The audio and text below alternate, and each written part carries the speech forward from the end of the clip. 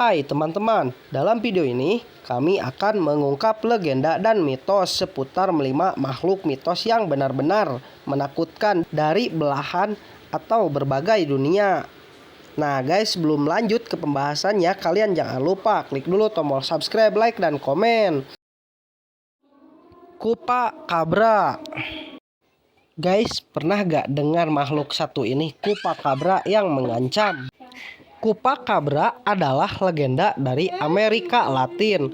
Hewan ini disebut menyerang hewan lain dan mengonsumsi darah. Namanya Chupacabra sendiri berasal dari bahasa Spanyol, yaitu cupar yang berarti mengisap dan cabra yang berarti kambing. Jadi artinya dari nama adalah kambing penghisap. Hewan Chupacabra dianggap sebagai vampir. Chupacabra pertama kali dilaporkan pada tahun 1995 di Puerto Rico. Hewan vampir ini dianggap bertanggung jawab atas hewan-hewan domestik seperti kambing. Hewan-hewan tersebut ditemukan mati dan telah kehabisan darah. Tidak hanya di Puerto Rico, namun hewan ini juga dipercayai muncul di Meksiko dan Cina. Wendigo. Wendigo merupakan mitos yang berasal dari suku Indian Algonquin, suku asli Amerika yang tinggal di sepanjang kawasan hutan Sungai Ottawa. Berdasarkan mitosnya, Wendigo dipercaya sebagai makhluk menyeramkan yang memangsa daging manusia. Suku Indian Amerika meyakini bahwa Wendigo adalah manusia yang telah dikutuk menjadi makhluk jahat. Dalam kisah, terdapat seorang dari suatu suku yang sifatnya sangat egois dan serakah. Saking mementingkan dirinya sendiri, orang tersebut bahkan tidak dapat membagikan makanan kepada para anggota suku lainnya. Karena keserakahannya, akhirnya orang itu dikutuk menjadi Wendigo.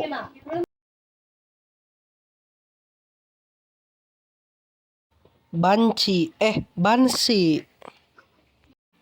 Setiap negara pasti mempunyai folklore masing-masing yang unik dan berbeda dari negara lainnya. Tak terkecuali dengan negara Irlandia. Irlandia punya beragam cerita rakyat yang mengenai makhluk-makhluk unik dan tak jarang membuat bulu kuduk merinding. Salah satu makhluk mitologi tersebut ialah Banshee alias Banshee. Kedatangan Banshee tersebut tidak diharapkan bagi masyarakat setempat karena dengan alasan tertentu. Nah, sebenarnya apa itu Banshee dan apa yang dilakukannya? Banshee merupakan salah satu roh yang sering dijumpai dalam cerita rakyat Irlandia dan Skotlandia. Sejak abad ke-8, Banshee digambarkan dengan roh atau hantu wanita yang berambut panjang, yang pernah hidup sebagai manusia. Istilah Banshee sendiri berasal dari bahasa Irlandia, yaitu bin Said atau bin si, yang artinya wanita peri. Namun para folkloris atau pakar cerita rakyat sepakat bahwa istilah si dalam bin si memiliki arti alam baka, sehingga bin si memiliki makna wanita dari alam baka. Nah guys, yang keempat ini adalah makhluk La Llorona. Kalau di Indonesia mah ini adalah malampir.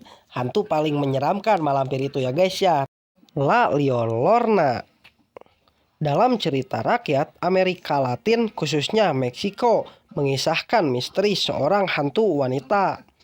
Konon La Llorona dulunya adalah seorang wanita cantik bernama Maria yang menikah dengan seorang pria kaya. Dari pernikahannya mereka memiliki 2 orang anak dan hidup bahagia meski sesaat. Kebahagiaan mereka berulah saat sang suami berselingkuh karena merasa amarah dan dendam. Maria lantas membunuh kedua anaknya dengan menenggelamkan mereka ke dalam sungai. Setelah itu, ia pun turut terjun ke dalam sungai dengan harapan dapat mengakhiri hidupnya. Namun setelah mati, dirinya bahkan tak diterima di surga dan menjadi arwah penayangan. Terakhir, kraken. Kalian udah tahu dong, ini namanya gurita, bukan kraken ya. Kalau di kita mah cumi-cumi ini ya. Cumi-cumi raksasa.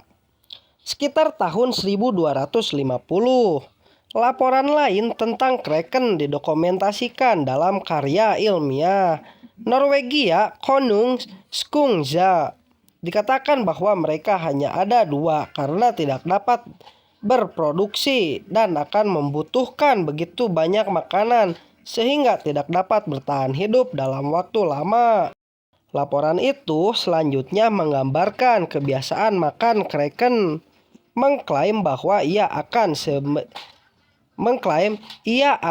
menjebak ikan di sekitarnya dalam meregangkan lehernya melalui sendewa melepaskan makanan dari mulutnya. Catatan lain menunjukkan bahwa binatang itu mengeluarkan aroma yang kuat dan aneh, atau mungkin kotoran ketika ingin makan. Di sisi lain, ikan-ikan akan terpikat dalam masuk ke mulut kraken. Saat ia makan, sejumlah besar ikan akan terperangkap.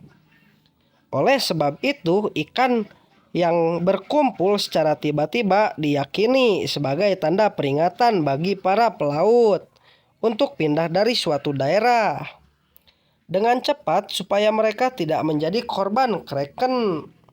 Kraken juga disebutkan dalam edisi pertama Sistema Natur 1735, klarifikasi taksonomi organisme hidup oleh ahli botani, dokter dan ahli zoologi Swedia.